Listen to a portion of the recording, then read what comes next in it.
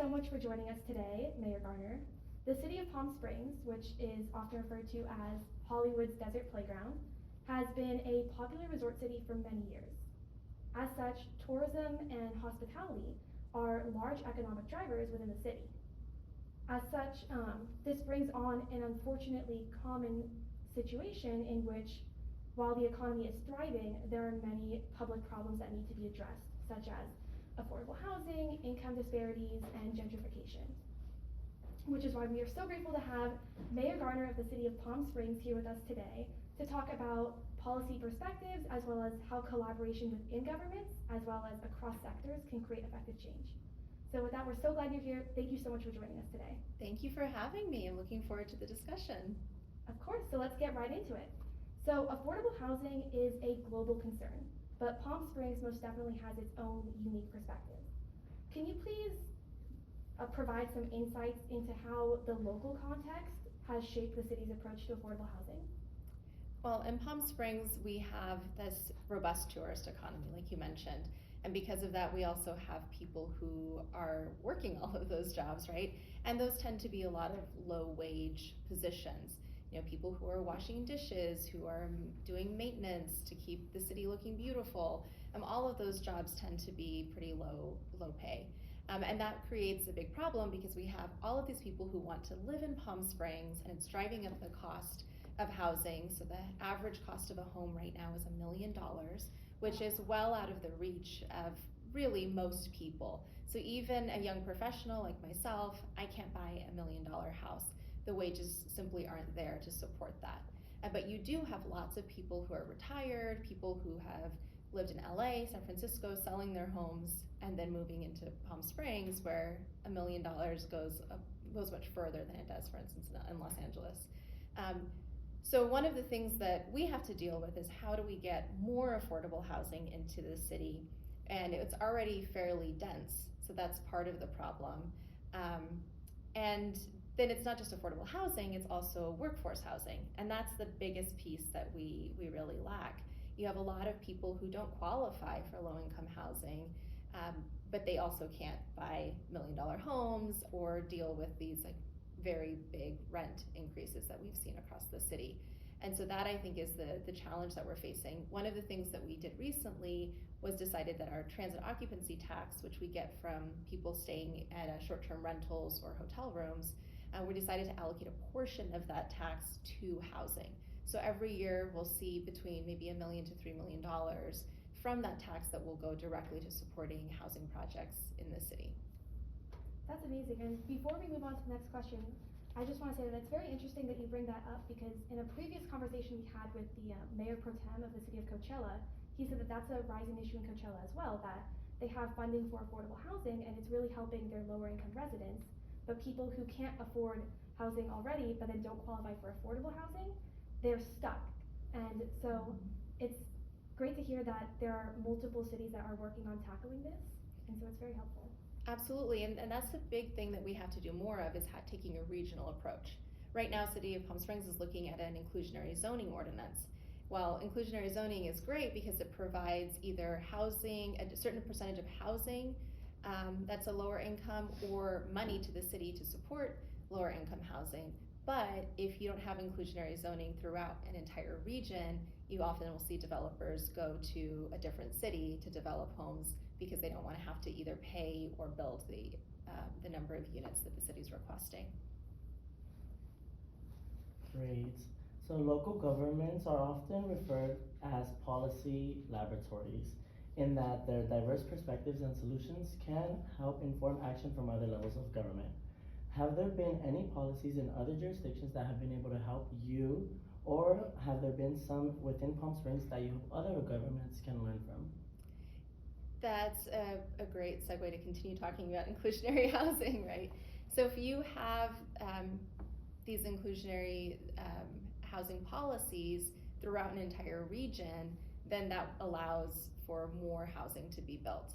And so that's one of the things that you do see in Northern California, for instance. You see the whole kind of San Francisco area has this requirement, and then you do see more workforce housing, more low-income housing from those areas. So that's something that I would like to see us do in Palm Springs and in the Coachella Valley, but it can be really difficult to get people to be on board with that because everyone worries that that's going to stunt the number of developers that want to come to their region to build. But the reality is that we need more housing across the entire state of California. So if we were all to be putting in these policies, kind of pushing developers to provide more housing at different income levels, it would really actually benefit everyone. Because what are they going to do if everybody requires the same thing? They're just going to have to comply with it. There's this idea that these developers are not actually going to be able to afford to build these homes if they don't charge less money or if they have to comply with inclusionary zoning policies, but it's just not true. You see it even in Palm Springs versus the next city, Cathedral City. There will be houses being sold for $1 million in Palm Springs, but in Cathedral City it'll be $600,000, and it's basically the same product but different zip codes. So it's this big myth, really, that they can't afford to build lower income housing or more moderate income housing in the city of Palm Springs. Right. I do have a follow-up question. You did mention that you want new housing built. You're working on that in Palm Springs. Is there a concern that new housing is already going to be expensive, where it'll be worth $1 million or some high number like that? There is. So we have several more luxury developments that are happening right now, and those were approved several years ago. But we do have 3 affordable housing developments as well. So those will stay affordable because that's worked into the process, into the agreements. But we right now have not been able to attract anyone to build more moderate income housing. Okay. And is that exacerbated by just like the community not understanding the benefits of it, or is that something where it's primarily an issue with communication with developers? It's really just the developers not wanting to build at the lower price, right? When you can build houses that can get you a lot more profit, you're gonna do that. So it's really about convincing developers that it's worth it to build more moderate income housing. And part of the problem too is that there's a lot of tax credits and funding for low income housing, but there's not as much opportunity to fund these like more moderate income projects. So we go from like low income to luxury, and it just doesn't make any sense. Even with our RHNA numbers, right? Which now I'm forgetting what that RHNA stands for, but it's the allocation of the number of housing that each city needs. And they tell you, okay, you need this many very low income units, this many low income units, this many moderate income units, and then above moderate. Well, in Palm Springs, the majority of what we need is above moderate because we do have people who can afford above moderate. Well, above moderate, the low end would start at housing that's about $300,000, right? And then up. But no one's building $300,000, but yet we have all of this housing that is technically above moderate income, right? But it's $1 million. So, but there's no cap. And so it makes it very complicated, because how are you supposed to get those people to build at that lower range when everything counts from a $300,000 home to $1 million+ home? Yeah, I think that really shows how it's a unique issue that you don't really think about. I think when people think affordable housing, they think something more on the, tens of thousands of dollars, but it really shows that there are unique housing issues that don't look as it would seem in a textbook. But moving forward from that, the connection between income disparities, gentrification, and affordable housing is often pretty complex. So how do these issues manifest in Palm Springs, and what policies or initiatives specifically, and I know we've been talking about this a little bit, but have been implemented to strike a balance between economic growth and community growth? The gentrification piece is really important, right? One of the neighborhoods in our city that has the most available lots is our Desert Highlands Gateway Estates neighborhood. It was, until recently, a predominantly Black neighborhood. Now it's become more of a Black and Latino neighborhood. But it has lots of lots available. I think there's over 100 lots. Some of them are owned by community members. Some of them are owned by just people who bought at really cheap prices years ago. And then we own 3 city lots there. And so one of the things that we just did about a year ago is put those lots out, requesting developers to reach out to us about building low-income or moderate-income housing on those lots. And that's directly because we spoke with the community and said, what is it that you want in your neighborhood, right? It's not just us on the dais who don't live in that neighborhood deciding, it's going into the community and saying, like, what would be best for you? And one of the things that they said is that a lot of people in that neighborhood are still renters and they want to own a home. And they have the means to own a home at, a $300,000 to $400,000 level. They don't have it beyond that. And so we're hoping to build 3 to 6 houses, depending on the lot configurations, that people in that neighborhood can then buy. So that way we're keeping people in the neighborhood that they want to live in. We're developing it out a little bit more, and really making it what they want and not just deciding for them. And along those lines, we have people in the neighborhood who own lots, but they can't get a house built because it is just very expensive to build a house on your own. So that's the other step that we're kind of looking into, is how can we assist people in building on their lots, right? Because there's families who are kind of overcrowded into one place, but they have this lot, so if they could build another house on it, their families could kind of divide out a little bit, their grandchildren could own the house, et cetera. So we're looking at kind of these creative options. Thank you. Are there any efforts to also lower the cost of building a house on a lot, or has that been talked about? Is that a concern on your radar? One of the things that we do in the city is waive a lot of fees, and that's probably the easiest way to decrease the cost of things. We are looking at options for funding some of these projects, right? How do we provide a certain dollar amount so that the ultimate cost of the house is more affordable. So say a developer is coming to us and saying, hey, this house is going to cost $500,000 to build. What if the city says, okay, we'll front $200,000? That way the person buying it can actually purchase it at a rate that makes sense for them. But at the end of the day, the cost of supplies is really what drives up the cost of building. How can local governments collaborate with the private sector, nonprofits, and community members to create a more sustainable and equitable approach to housing and urban development, drawing from your experience in Palm Springs? One thing that I've been working on, and it's gaining a little bit of traction, which I'm excited about, is talking to many of our condo associations in the city and finding out how many of their units are vacant. So in Palm Springs, we have a really robust kind of snowbird network and retired community. And what we see is that sometimes people buy second homes in Palm Springs, and they plan to retire there, but then they don't actually do it. Or they visited a lot when they were younger, and as they age, the house sits empty.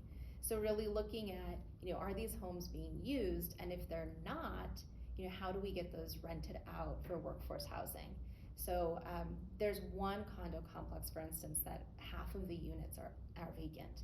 And these are 1-bedroom units. And so they're perfect for somebody who's kind of just exiting college, or someone who is just a single person, or maybe a couple, for them to move in.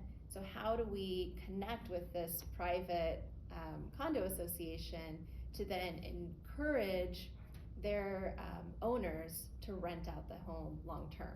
So the benefit, of course, for them is that they're getting income that they didn't have, and they're not coming to Palm Springs very often and using the home. So even when they do come to Palm Springs, they've got some extra money. They can stay at one of our hotels, and that really is the big benefit. But it's also specifically doing it with workforce housing gives them that peace of mind, right? Because you're saying, hey, this is a person who maybe works for the city or works for the school district. They have a stable job, they have a sense of how much money they're bringing in. And then also working with them to rent at under market rate. Because market rate in Palm Springs right now, these 1-bedroom condos are renting for between $1,500 to $1,700. And that's just not manageable for a lot of people, especially in the beginning of their career. So if we can get that down to a more reasonable rent based on a person's income, then that would help a lot. So they're still going to pay more than they would for a low-income unit, right, because they have the means to. But instead of paying 50% of their monthly income, they'll pay the 30%, which is supposed to be the standard rate that we should all be paying, but almost none of us are. And you had previously mentioned thinking of affordable housing as a regional issue. Have there been efforts to partner with other local cities that, you know, workers might be staying at nearby to kind of, if possible, get a developer to partner with those cities so that there can be more affordable housing units built? We have an organization called Lift to Rise in the Coachella Valley, and Lift to Rise has been doing a lot in terms of that. So they're trying to just develop affordable housing across the entire Coachella Valley and working with different cities on that. So they're asking you, do you have land? Do you have money? They have what's called like a catalyst fund. And so cities can put money into this fund, and then when there are opportunities to build or projects that need additional support, the money can come from that fund, and it'll eventually kind of make its way back to each of the different cities as projects move forward. So that's one of the ways that the region works together, but I think there's a lot more that we can do together to actually make it more robust and to really think through those types of things, right? Like, where are the majority of the people working in Palm Springs living right now? What would be the difference if they could live in Palm Springs? Or do people want to stay living in the city that they're living in? How do we just make it more affordable for them regardless? Because if people feel secure in their housing, they're going to be able to make it to work on time. They're going to be able to be more comfortable at their job.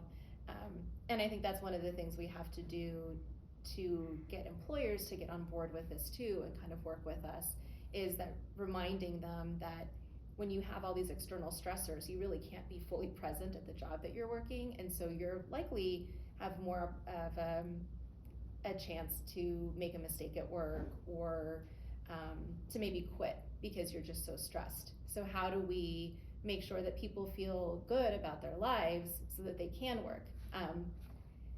And that's a whole other conversation too about how much we should work and all of that, but I think that's kind of one of the ways that we can get employers on board, is just reminding them that extra stressors in our lives do not help us when we're trying to focus on a task. Are there any more efforts that you have in mind or have started to combat that argument of how do we make people more comfortable where they are living? It's an interesting thing, right, in the United States to talk about this kind of stuff, and I think your generation is talking about it a lot more, which is great, because I think a lot of people have this idea that we should just kind of deal with it. You know, you have to work and it's hard and oh well, don't complain. But what we're seeing now is people saying, hey, wait, I deserve to be comfortable as well. I deserve to have time off. I'm actually more productive if I have that time to myself. And I think that it's really just a generational shift. So as we just see, you know, millennials and Gen Z kind of coming into power, I think those discussions are going to become more robust, and we'll be able to do a lot more with the way that we look at work, looking at universal basic income, and really thinking about how we use technology as well to make things a little bit easier for everyone. What is your response to someone who tells you, we can just deal with it, you don't have to worry as mayor to argue or to find better ways for those people that want to be comfortable? Well, you know, I think it's really, for me, asking people to think about things differently and saying, you know, what would your life be? What would your life have been if you could have lived this way?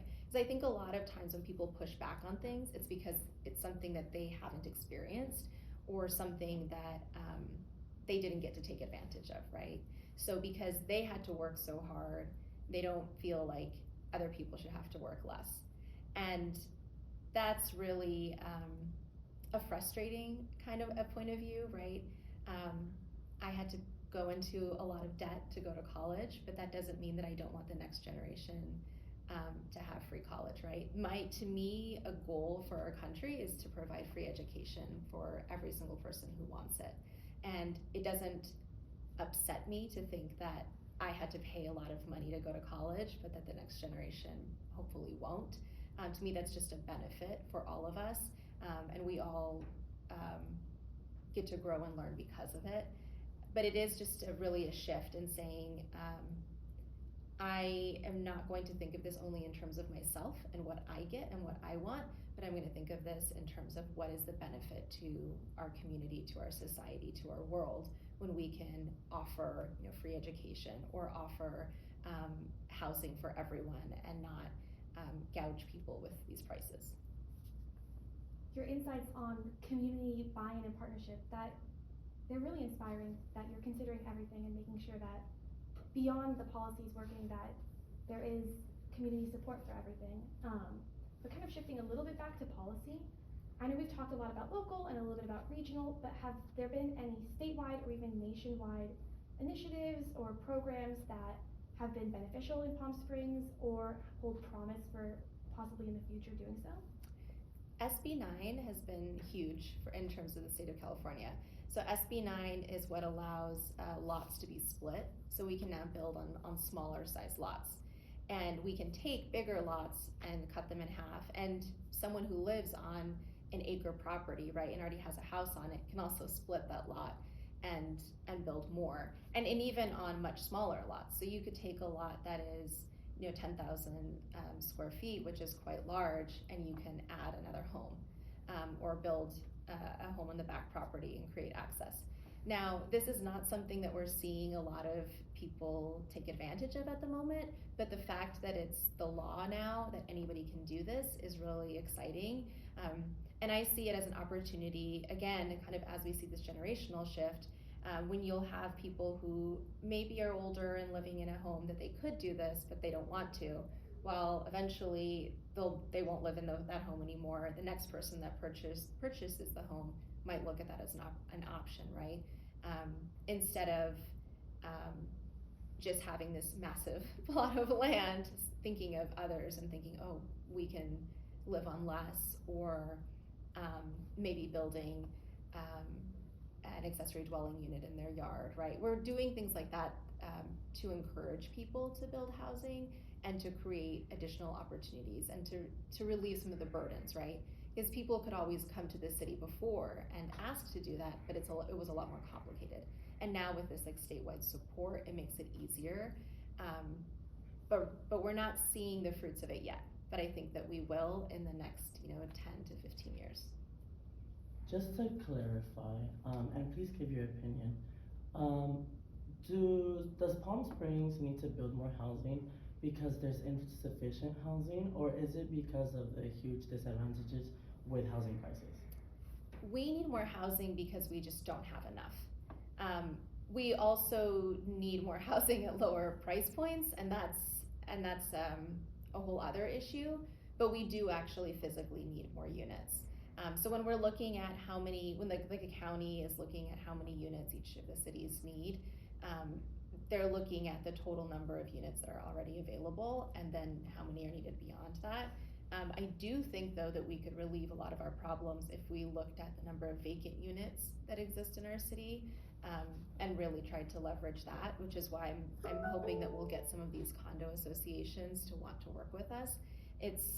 And that would be one of those great public-private partnerships where you would have to have these condo associations really reach out to their homeowners and ask them to participate. But it's a win-win for everybody.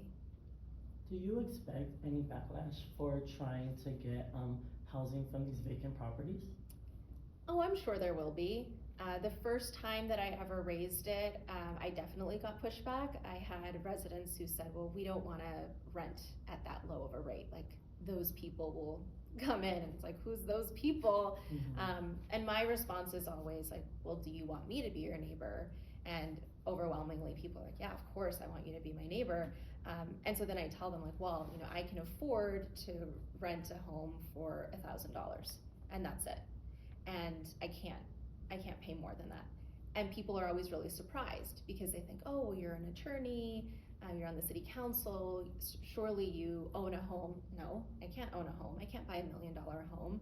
And rent is so high in this city and wages for city council members are very low, and even for the region, attorneys make very low wages in comparison to like Los Angeles, San Francisco, Washington, DC, which makes it much harder to rent and buy. And that's kind of a pretty common misconception that people have, that they think that if somebody is paying between $800 and $1,000 for a rental unit, that they must not be successful, right? And that's just not true. But it's also criticizing the work that people do that's actually really vital to our economy and to our livelihoods in Palm Springs.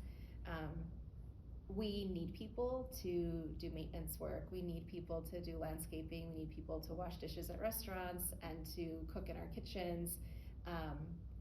And to decide that they're not worthy of living somewhere because the rent would be lower is just really disrespectful to all of the people that literally make Palm Springs what it is.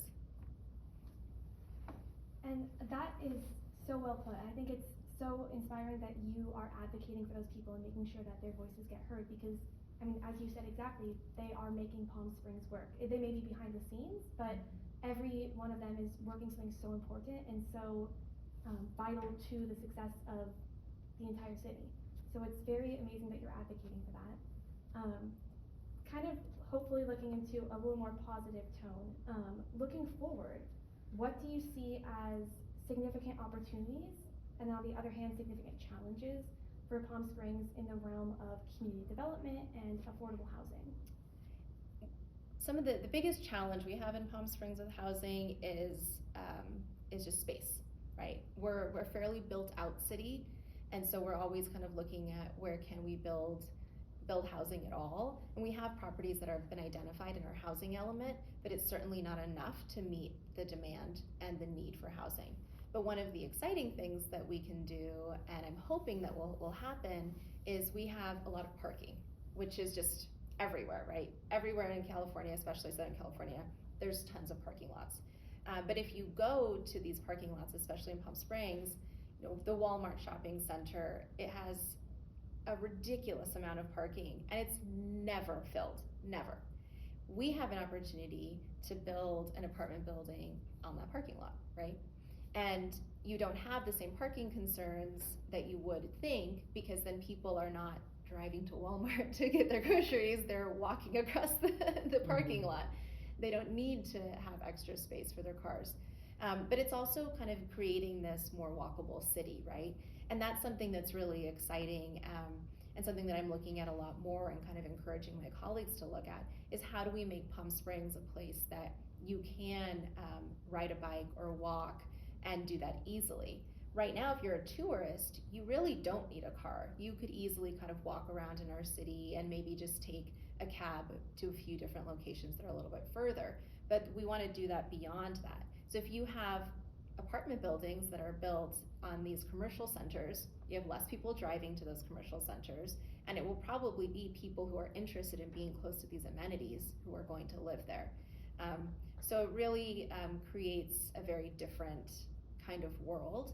And I think, you know, my generation, your generation, we have an interest in being able to walk and easily access the things that we need. We're concerned about climate change and how we can have more sustainability in our cities and in our lives. And so these are opportunities that we have to really think bigger and think about what we can do for the future. And sure, it's different, but different isn't bad.